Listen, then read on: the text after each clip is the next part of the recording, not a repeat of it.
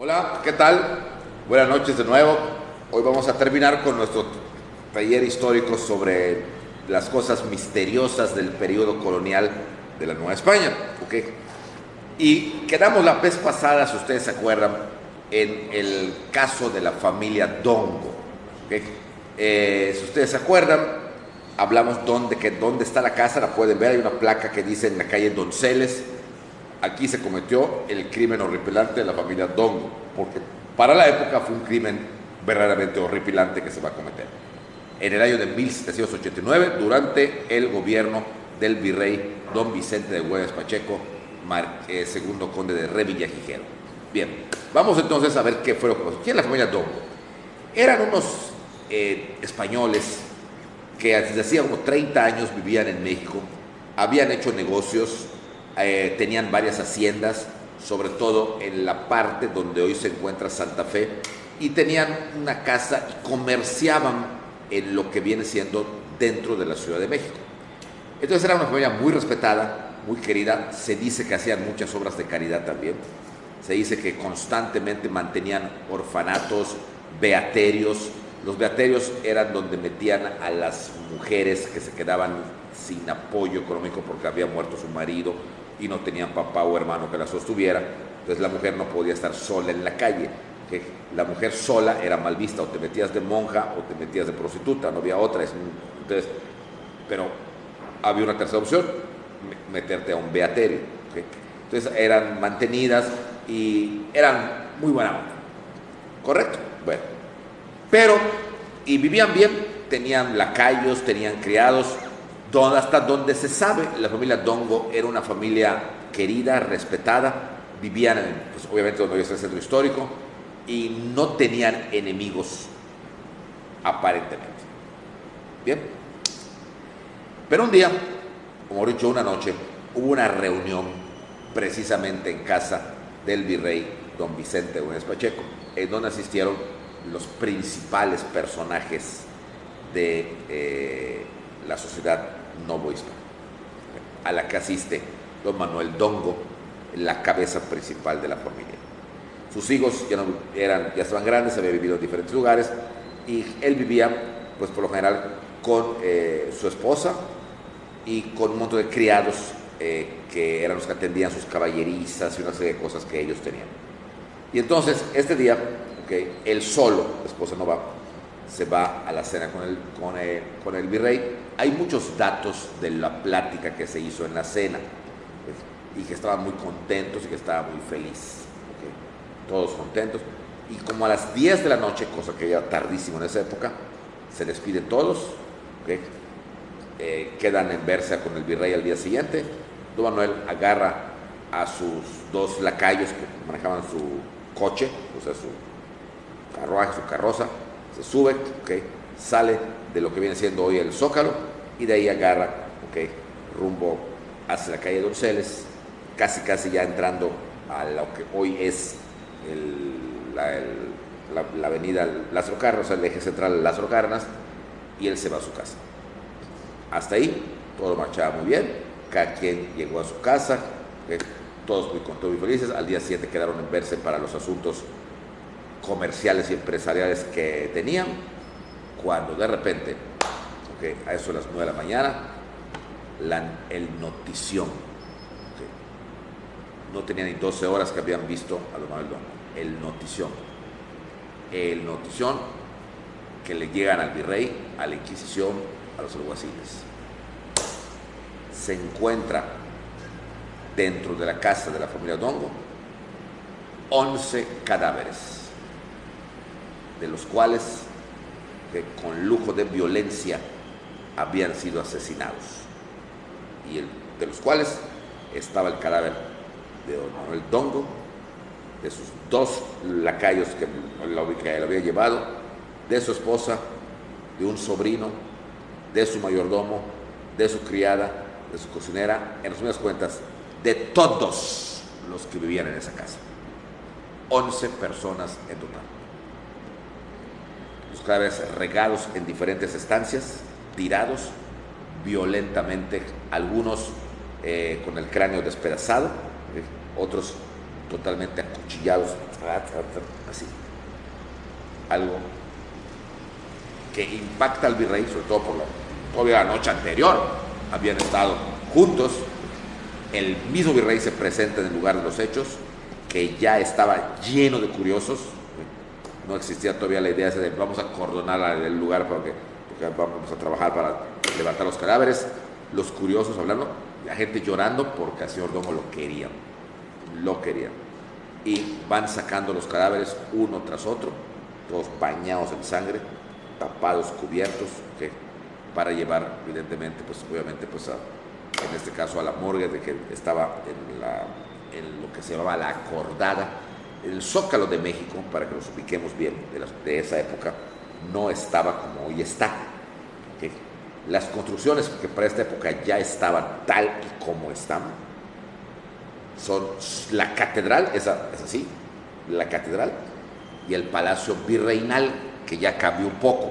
Cuando se convierte en Palacio Nacional cambia un poquito, y en el siglo XX Álvaro Obregón le hace el tercer piso.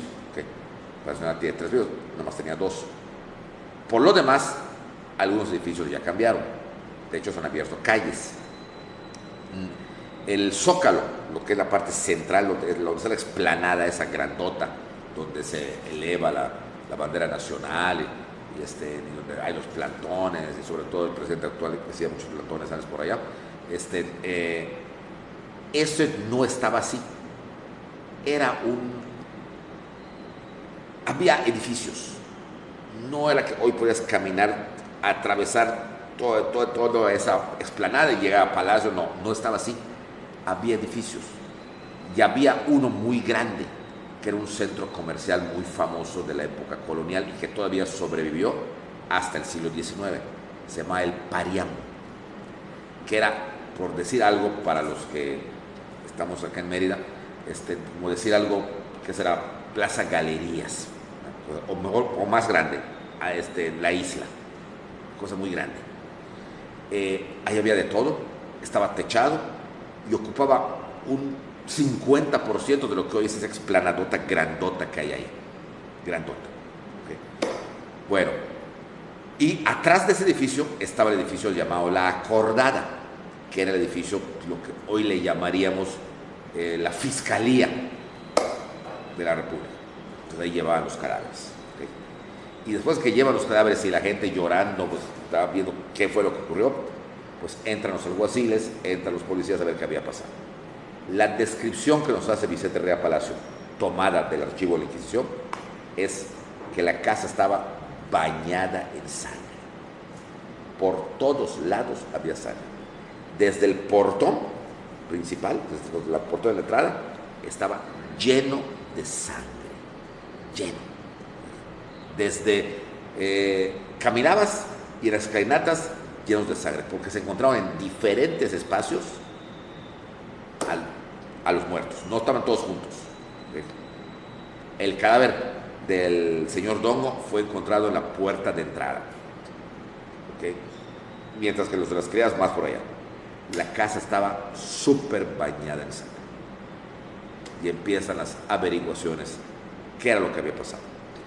Empiezan a notar que faltaban barras de plata y algunos lingotes de oro que guardaban los sótanos. No estaba, no había. Y faltaba también uno de los carruajes, tenía 4, y un carruaje no estaba en el garage, vamos a llamarle. Y en ese momento, unos mestizos que venían por Tlatelolco dijeron que habían visto un carruaje muy rico estacionado por la iglesia de Tlatelolco. Se traslada ahí los alguaciles y resulta que era uno de los es el carruaje que faltaba de la propiedad de la familia Dongo. Estaba abandonado, pero estaba ahí. ¿Cómo llegó ahí? ¿Cómo llegó? ¿Y cómo llegó? ¿Y cómo llegó? Y empiezan las pesquisas. Testigos, que en ese entonces era lo principal, no había nada digital como para poder levantar las huellas, no tenía que ver testigos. ¿Qué vieron? ¿Qué era lo que vieron?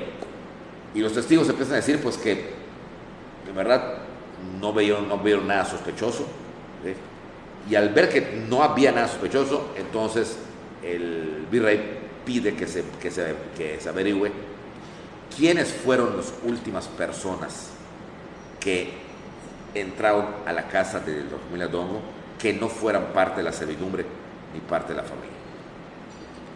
Y empiezan los tíos, pues entonces vamos a recorrer a quién, y al final de cuentas salen tres nombres de personajes que no son conocidos para nada en la historia, pero uno de ellos era un joyero que tenía una joyería en la calle de, hoy calle de Madero, antigua calle de San Francisco, llamada calle Plateros, o sea, el centro histórico. Y los otros dos, nadie sabía quiénes eran, aunque se decían, son fulano que viven Perengano. Vamos entonces a ver al joyero. Y lo van a ver. El joyero estaba detrás de su aparador. Cuando llegan los alguaciles, dicen, señor, hay esto. Usted fue una de las últimas personas en entrar a la casa de la familia Dongo. Y por lo tanto es usted un sospechoso que queremos que hable. Él dice, yo no tuve nada que ver. Yo soy un joyero muy honrado, soy muy decente. No tuve absolutamente nada que ver, nada. Y por más que lo interroga, no, todavía era sospechoso, no lo querían llevar a la Inquisición. Entonces, nada. Sin embargo, le dicen, por lo pronto va a ser detenido hasta que no interroguemos a los otros dos. Y van con el segundo. El segundo era un personaje que el nombre se llamaba, no recuerdo el nombre, pero se llamaba de apellido Jiménez, que era un joven mantenido por su familia, que vivía muy bien, pero que no trabajaba, no hacía nada, y meramente se sabía que era un tipo que lo mantenía la familia. La familia de este joven no era muy rica, pero lo mantenía, y que le gustaba usar ropa muy elegante y muy costosa. Lo fueron a ver, estaba con una ropa muy elegantosa. Si no tenía dinero, no le consiguió, y empiezan los interrogatorios. Él empieza a contradecirse, este segundo. ¿Conoce al joyero? ¿Conoce a fulano? Empieza a contradecirse. Y al ver los alguaciles que se contradecía, irrumpen en la casa a ver qué había ahí. Y descubren una peluca estilo Luis XV que usaban los jóvenes en esa época, que en la parte de atrás tenía manchas de sangre. Una peluca. Esta sangre, esta sangre, empieza la contradicción. Esta sangre lo ven raro, ven que se está contradiciendo. Y entonces uno de los alguaciles, según el archivo de la Inquisición, de uno que se ve que tenía mucha experiencia, de una manera directa, le dice, usted asesinó a los Dongo. Y entonces él confiesa, sí, pero no solo fui yo. Y delata a los otros dos, entre los cuales sí estaba el joyero. Y entonces los detienen. Y aquí vienen entonces las diligencias que hace ya el Santo Oficio, y que nos van a describir la manera tan brutal, porque lo van a narrar, y se va a levantar el acta de cómo los mataron y por qué los mataron. Efectivamente, en casa del tercero encontraron las barras de plata y los lingotes que se habían llevado. Y viene por qué lo mataron. Eran conocidos de él, sobre todo el joyero, que era el que dio la entrada a la casa, porque el joyero le vendía joyas de barras de costa de plata a la familia. Entonces ya lo conocían, no es que fuera el amigo, pero lo conocían, al joyero. Uno. Y dos, resulta que este niño, junto con otro amigo que era el tercero, porque van a ser tres, como llevaban la buena vida, se habían superendeudado. Y la familia le dijo, pues ahora definitivamente ya no te vamos a mantener más, ve cómo pagas las deudas, que era muy jugador. Y los jugadores lo amenazan de muerte, de no pagar. Como se llevaban con el joyero, fueron a ver al joyero por si les prestaba algo para soliviantar esa deuda. Eso lo confesaron. Y el joyero dice, no, yo no tengo tanto dinero, pero el que tiene es don Manuel Dongo. Pero no nos va a prestar, ni nos conoce. Pero es que y tenemos que dar mañana un anticipo, y empieza todo el relajo para contar a ellos que estaban presionados por esa deuda de juego que ellos tenían. Y entonces, al saber que el don Manuel Dongo se encontraba en una fiesta, deciden asaltar la casa. Ellos dicen que no se imaginaron que hubiera tanta gente adentro, que pensaron que era una casa que vivía un matrimonio solo y ya. Y entonces que fueron los tres, inclusive el joyero, que también le metió a esto. Cuando llegan, entran, ¿okay? El joyero era conocido y por eso le abren la puerta, y cuando entran detrás, al primero que se echan es al mayordomo, ya cuando están en la casa, luego a las sirvientas, luego a la esposa, luego a los caballerangos que tenían ahí, ¿sí? Hasta que uno, con tal de no matar, de que no lo mataron, que era uno de los criados, dice dónde estaban los lingotes, por eso van a encontrar los lingotes de oro, y luego que los encontraron, matan al criado. ¿Sí? Ya se habían echado como a cerca de 9 personas, 8 personas. ¿Okay? Y en eso oyen, ¿okay?, que un carruaje está deteniéndose en la puerta. Era Dongo que llegaba. Era Dongo que llegaba. Entonces, ¿qué hacer? O sea, ¿cómo va a ser? Entonces, Dongo se baja, que mientras los cocheros metían en su caballeriza los caballos, daba la vueltita, y Dongo se baja, ¿okay?, abre la puerta y sí dicen que seguramente se habrá dado cuenta que la puerta no estaba cerrada con llave, lo cual extrañó, aunque había gente adentro, pero sí cerrada por fuera. Es que entra, y cuando entra, que lo recibe es el joyero. Y el joyero, con todo cinismo, según el Santo Oficio, declara lo que le dijo. Le dijo: señor, dispense que me haya yo atrevido a entrar a su casa, ¿okay?, pero por la confianza que tenemos, ¿okay?, quise entrar para venir a venderle algo a su esposa.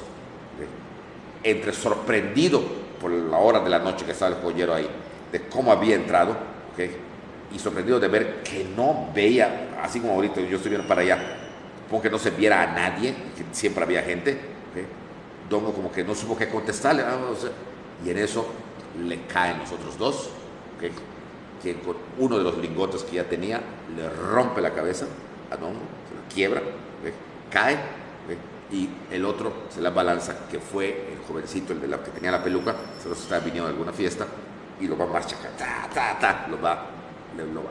hasta que muere. Oyen el ruido de los dos lacayos que estaban entrando por la parte de las caballerizas, que no sabían nada, ¿okay?, y corren hacia ellos para sorprenderlos. Y como los lacayos habían puesto el carruaje normalmente e iban a entrar ya al interior de la casa, ¿okay?, son atacados a cuchilladas por los tres. Y con ellos dos, ¿okay?, juntan los 11 cadáveres que se van a encontrar al día siguiente. ¿Okay? Ellos, para huir, ya tenían cargados un montón de lingotes de oro, necesitaban un carruaje.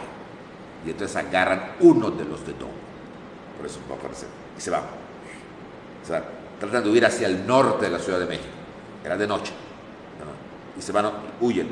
Pero luego reconocen que estando a la altura del mercado de Tlatelolco, de la iglesia de Tlatelolco, pero no del mercado de la iglesia de Tlatelolco, piensan que estar en el carruaje, que es un carruaje robado, podía darles una pista a los alguaciles. Y entonces deciden bajarse del carruaje, dividirse los lingotes, ¿okay?, y que el que más cerca viviera, que era el tercer amigo, ¿okay?, guardara esos lingotes mientras se los repartían, y dejar el carruaje abandonado y cada quien agarra su rumbo. Y se va. El carruaje queda ahí asentado. ¿Okay? Por eso va a aparecer en Tlatelolco. Esta fue la confesión que hicieron ellos, confesos los criminales del asesinato de 11 personas. La indignación después de esta confesión fue unánime en la Ciudad de México. El Santo Oficio interviene. ¿Okay? Interviene para condenar y excomulgar y execrar a esos asesinos confesos, brutales, y que a sangre fría mataban a un montón de gente, ¿okay?, que ningún daño habían hecho, sino que al contrario, eran muy queridos. Y entonces viene la sentencia terrible, ¿okay?, los dongos eran ajusticiados por la Inquisición en la plaza central de la Ciudad de México. Allá se iban a poner, van a morir los 3 chavos, ¿okay? Con la ejecución española muy de moda en esa época, que era el garrote vil. ¿Qué era eso el garrote vil? Te ponían una silla como esta, ¿okay? Y te ponían un aro de hierro aquí, y atrás de la silla, ¿okay? Había una palanca que un verdugo te la iba cerrando hasta que te rompía aquí y morías. Eso era el garrote vil. Pero antes de darle de morir de garrote vil, como era tan grave y tan horrendo su delito, que tenían que sufrir antes de morir. Y a los 4, pero a los 3, que como los tenían así amarrados, un verdugo les va a cortar las manos. Se va a cortar. Y las manos van a ser clavadas, ¿okay? En una especie como de anzuelo, pica, ¿okay? Y las manos van a quedar exhibidas hasta que se pudran en el Zócalo de la Ciudad de México, ¿okay? Ellos ya sin manos, gritando y desangrándose, les aplican entonces el garrote vil a los 3. Y como decían después de que morían, ¿okay? El alguacil mayor gritaba: esta es la justicia del rey, esta es, ¿okay?, el veredicto del Santo Oficio. ¿Okay? Los cadáveres eran levantados, mientras que las manos quedaron cerca de 8 días hasta que fueron, pues, la carne comida por los pájaros, y ya quedó solamente el carpio, metacarpio, no sé cómo se llama todo esto, ¿okay?, que cayó de la orilla, se perdieron. Esto fue algo que se va a comentar muchísimo durante los últimos años del siglo XVIII, mucho. Como les digo, se sabe que inclusive en cartas que la abuela Rodríguez escribió, o inclusive del mismo licenciado Primo de Verdad, Francisco Azcárate, ¿okay?, menciona que eran abogados, mencionaba el caso Dongo, que había impactado. La casa quedó cerrada, quedó completamente cerrada. No había hecho testamento, cosa rara, el señor Dongo, porque en ese entonces todo buen español, y sobre todo rico, desde temprana edad, hacía testamento, porque era parte de que pusieras en orden tus cosas. Muchos que no hacían testamento pensaban que el no hacer testamento era pecado, porque dejabas al azar tus bienes, y si tenías hijos, podían pelearse por esos bienes. Casi todos los ricos españoles y los ricos criollos, una vez que tenían cierta edad, hacían testamento. Cosa extraordinaria, de Dongo no había hecho testamento, ¿okay? Sus hijos eran tan ricos como él, ¿okay?, y la propiedad, ¿okay?, la van a heredar ellos. ¿Qué pasa con ella? Porque ella no existe como tal, porque nadie va a querer vivir en ella. 11 cadáveres asesinados en una misma casa, nadie quería. Aunque les quiero decir que está registrado que el Santo Oficio, como a los 8 días del entierro y de la muerte de estos tipos, entra con impacto para la gente, porque la gente los acompañó encapuchados como capuchinos, eran dominicos, cantando misereres con velas encendidas de noche a la hora que fue el crimen, ¿okay? Entran y con agua bendita van cantando misereres. Misereres quiere decir en español misericordia, Señor, misericordia, ¿okay? Y va tirando agua bendita para que la casa no tuviera lo que hoy le llamaríamos mala vibra, ¿no? O sea, 11 muertos. Sin embargo, que la casa nunca se pudo, los hijos y nietos nunca vivieron ahí. La casa se cerró, y hasta lo que dice Vicente Ría Palacio, perteneció a los descendientes de la familia Dongo hasta la segunda mitad del siglo XIX, hasta que ya, pues, el nuevo comprador ya quizá no sabía qué había pasado en esa casa y la compró. La casa ha pasado por 4 propietarios, y el último fue el que la mandó demoler, que fue en los años 50 del siglo pasado más o menos. Todavía no había la ley de conservación de edificios coloniales. Fue tirada la casa, se levanta un edificio, un artefacto que que lo pueden ver, se puede ver, la Casa Dongo, que sirvió durante mucho tiempo los edificios como oficinas. Luego, en los años 80, 90, que la gente se fue yendo del centro, quedaron convertidos en comercios. Y actualmente, toda la parte de arriba, que tiene cristales horrorosos, porque además desentona con el entorno colonial que tiene casi todas las demás casas de la calle Donceles, pues está abandonado.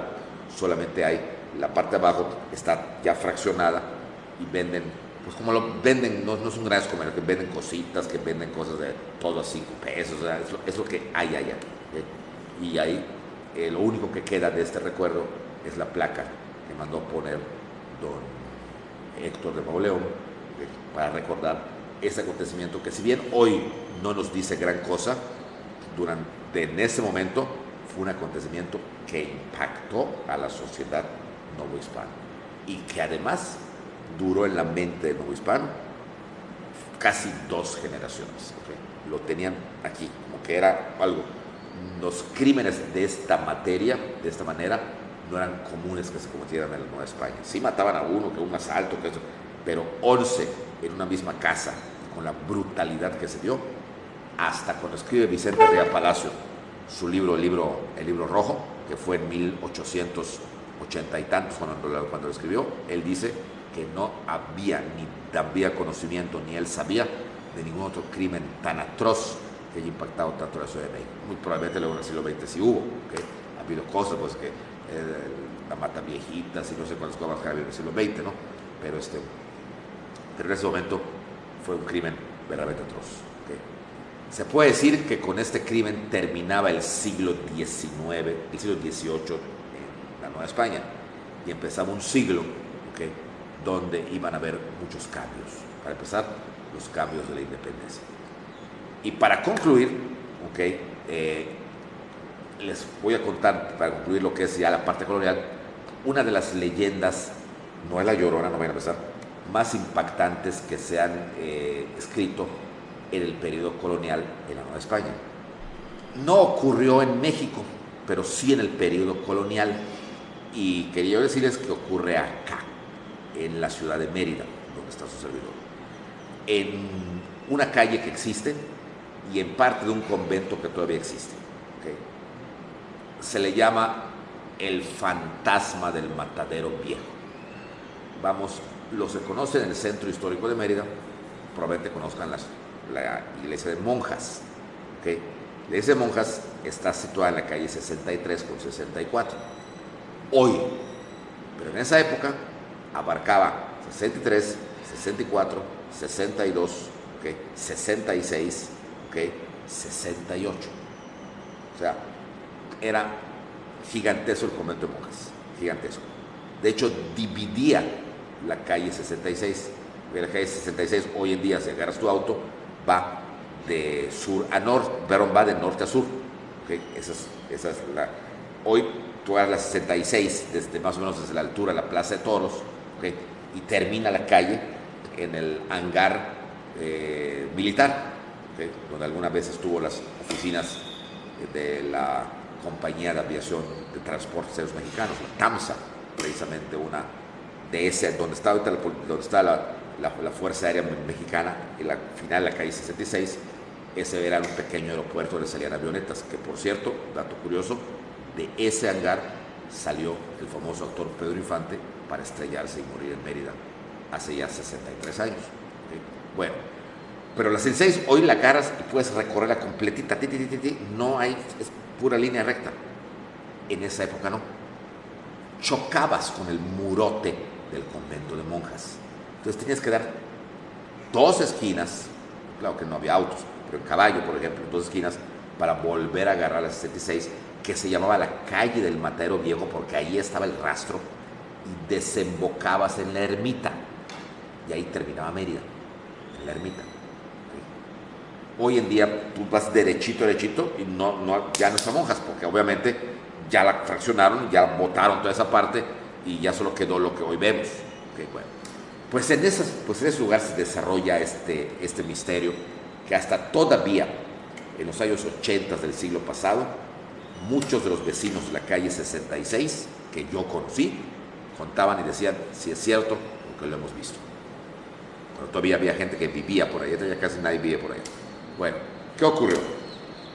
En el siglo XVII, monjas era un convento de las madres concepcionistas, llamadas conchitas. Y ahí, pues estaban las monjas. ¿Okay? Y cada sábado, el obispo de Yucatán enviaba a un sacerdote, un párroco, para que confesara a las monjas, que tenían que confesarse cada 8 días, todavía que existen los confesionarios, todavía están, ¿okay? Y luego dar la misa. ¿Okay? Y así era la vida normal, una vida tranquila. Pero un día, ¿okay?, hay un cambio de párroco, ¿okay? Y el obispo envía un nuevo párroco para confesar a las monjas. Si ustedes visitan el convento de monjas, la parte histórica que se visita ya, porque aunque todavía hay gente, pero se puede visitar, porque es un monumento histórico y se ha tratado de conservar para la posteridad, todavía existen los confesionarios de las monjas, que daban directamente de sus aposentos, bajaban, ahí no tenían por qué tener contacto con nadie, directo, y el sacerdote se ponía por la otra puerta, ¿okay?, y ahí escuchaba a las monjas. Lo separaba únicamente una ventanita, más que ventanita, era como una franelita que se ponía para que la monja no viera al padre y el padre a la monja, así era de estricto. ¿Okay? Bueno, pues entonces, pues pasó y no cura fue a confesarlas. Las monjas todas tenían que confesarse.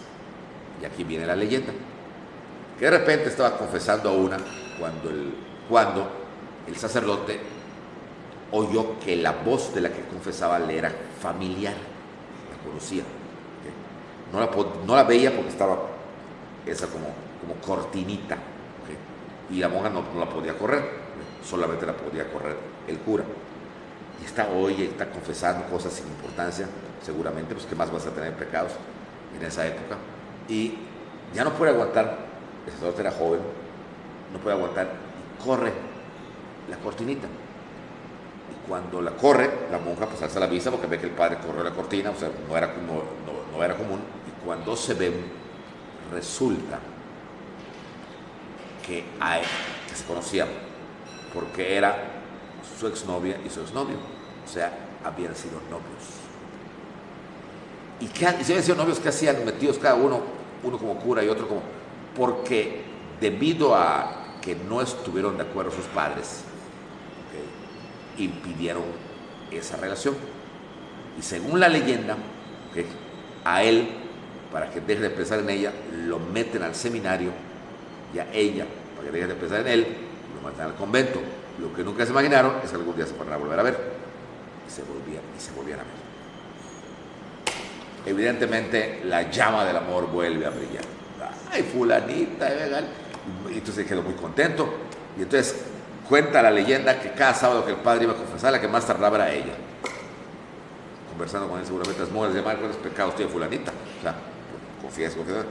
Y así pasa el tiempo y nadie dice nada, hasta que un día el padre le dice a ella: mira, no podemos seguir así, tarde o temprano nos van a descubrir, y si tú me quieres como yo te quiero, te propongo un plan. ¿Cuál? Salir de Mérida, irnos a algún lugar donde nadie nos conozca, nadie sepa que tú eres monja ni que yo soy cura, para que podamos vivir nuestro amor ya sin temores. ¿Estás de acuerdo? Y la monja: ay, sí quiero, sí me gustaría. Bueno, entonces escucha bien, ¿okay? Ya averigüé, ¿okay?, que el próximo miércoles, aquí viene la leyenda, que es miércoles de luna llena y va a haber luz, ¿okay?, voy a venir a buscarte. Prepara alguna soga, algo para que te puedas bajar de las aviplatorias, estaban arriba, para que puedas bajar. Yo te voy a esperar aquí con mi caballo. ¿Okay? Tenía que haber luna llena. ¿Por qué? Porque no habían puesto el alumbrado público. Repito, no había llegado el gobernador Lucas de Gálvez para poner la iluminación a lo que era el centro histórico de Mérida. ¿Okay? Cuando todo estaba oscuro. Y cuando no era noche de luna nueva, o sea que no había luna, era un problema, porque entonces no iluminaba nada, tenía que ser luna llena. Se ponen de acuerdo y efectivamente llega el plenilunio y la leyenda empieza aquí, que a eso de las 11 de la noche El sacerdote, cuyo convento se encontraba en San Sebastián, el sacerdote sale con su caballo, ¿okay?, de una puerta que todavía existe, se ve puerta en el convento de San Sebastián, agarra la calle 66, que era la calle del Matadero Viejo, y va lo que hoy sería el sentido contrario, de sur a norte, caminando 66 rumbo hacia el norte. Al llegar a la calle 63 de la ciudad de Mérida, hoy no chocas, pero en esa época sí, chocaba con el muro del convento. O sea, ya no había paso, chocaba el muro del convento, era el murote. ¿Okay? La entrada del convento estaba a la izquierda, ¿okay?, a la izquierda, mirando hacia el poniente, donde hoy está una calle llamada 66A, que todavía se notan los muros de entrada del convento de monjas, porque esa era la entrada, no la entrada de hoy. La entrada era la que ya no existe, la que daba en la que hoy es la calle 66A, que se abrió al botar el convento. Entonces, ahí en la puerta, el cura se queda con su caballo esperando que la monja salga. Sobre todo que la luna brillaba, ¿okay? Y efectivamente cuentan que el monje, el cura, vio que una silueta, ¿okay?, que le tira una especie como de cuerda y que empieza ella a bajar, ¿okay?, a bajar los muros del convento de monjas, del muro que ya no existe porque ya fue derrumbado, ya es una calle, ¿okay?, para llegar hacia él. Y entonces el cronista de la leyenda inquisitorial dice: no quiso Dios que se cometiera tal sacrilegio y hace que la cuerda se rompa. Al romperse la cuerda, la monja cae, caída libre, ¿okay?, cae directo a los pies del caballo, ¿okay?, cae, zaporrea la cabeza, muerte instantánea, ¿okay?, y entonces el caballo se asusta y también el jinete. El jinete se da cuenta de lo que estaba pasando, o sea, había una muerta allá, y una monja, algo espantoso. Entonces él, en su desesperación, y ahora, ¿qué hago? Entonces, lo primero que se le ocurre, salvar su pellejo. Esto al día siguiente, cuando amaneciera, iba a ser un escándalo. Entonces había que evitarlo. Entonces agarra su caballo y regresa, quiere volver al convento. Pero cuando vuelve al convento, en la misma calle, en la calle 66, ahora de norte a sur, era la hora en que entraba el ganado, las reses, a lo que era el rastro para ser sacrificado y se vendiera su carne fresca al día siguiente, o sea, cuando amaneciera. Ese ganado entraba por una callecita que se bifurca hasta hoy, ¿okay?, que empieza en la ermita, pero el cura agarra esa callecita que es la 66, entonces va yendo, pero el ganado venía, y el ganado no para, cuando hay una estampida, por así, y esto era como una estampida, no lo era porque lo estaban llevando al rastro, ¿okay?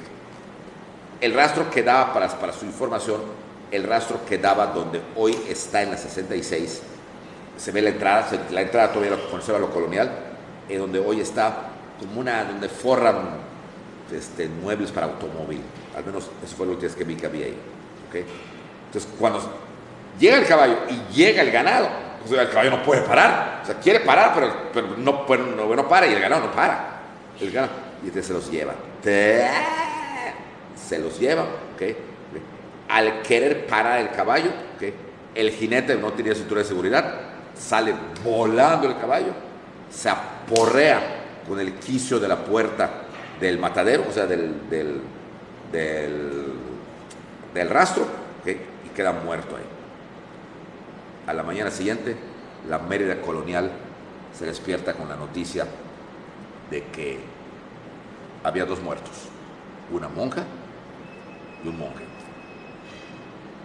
a determinada distancia, una en la puerta del convento de monjas y otra a la entrada de la calle del Matadero Viejo. Los 2 casualmente con el cráneo destrozado. Y entonces las pesquisas. ¿Qué pasó ahí? Se enteran que él era el cura que confesaba a las monjas y empiezan las investigaciones y llegan a la conclusión de que esa monja era la que más tardaba en conversar con él. Empiezan a atar cabos y se dan cuenta que había una relación antigua con ellos. Entonces, como los dos habían muerto en un pecadote mortal, no se permite que se entierre en Camposanto, sino afuera de la ciudad. En este caso, más o menos, había unas cuevas cerca de San Sebastián. Ahí son enterrados, donde enterraban a los que morían inconfesos. Hasta aquí la historia, la leyenda. A partir del siguiente año, la población de Mérida, que vivía por esos rumbos, empieza a oír cada miércoles que coincidía que el miércoles fuera luna llena, que empezaba a oír galopes de caballo por esa calle 66 que antes tenía, todavía hasta hace poco, estaba empedrada al estilo colonial. Y cuenta algunos más que ese caballo o ese fantasma llegaba a la puerta antigua de monjas, donde las monjas habían puesto una cruz para bendecir el lugar. Y un sacerdote, se abrazaba a la cruz y en latín pedía piedad y clemencia. Piedad, piedad, piedad y clemencia. Se habló del fantasma del matadero viejo. Las autoridades coloniales hicieron poner una cruz en el lugar donde había muerto el fraile, a la entrada del antiguo rastro. Esa cruz estuvo visible hasta el año de 1967, en que cuando se hicieron las reformas a las calles, esa cruz, volvemos a lo mismo, no había el concepto de historia, y esa cruz fue arrasada. Ya no hay, pero hay fotos donde estaba la cruz que marcaba el sitio donde murió el sacerdote. Todavía, hasta 1980 más o menos, porque eso me lo contaban a mí, yo conocía a muchas gentes que me lo decían, no es falso, me decían. Hemos oído y algunas gentes han visto a ese monje que se abraza de la nueva cruz, y que grita misericordia, misericordia, misericordia. Verdad, mentira, nadie sabe, nadie supo. Esta es una de las leyendas más famosas que hay en la época colonial en el área de Yucatán. Muchas más hay, pero esta es la más famosa porque involucra una etapa muy importante, que es el periodo poco estudiado de la colonia, tanto en Yucatán como en toda la República Mexicana. Pues bien, espero que les haya gustado esta etapa colonial. La próxima vez cambiamos de temas ya y les lanzo un pequeño tráiler o un spoiler si quieren. Vamos a hablar de algo que estoy seguro que les va a encantar. La locura de una princesa. Algo muy interesante, muy triste. Una princesa, sí. ¿Qué le pasó? Eso lo vamos a ver a su debido tiempo. Muchas gracias a todos ustedes. Les agradezco mucho su atención. Cuídense mucho, y nos vemos pronto. Gracias.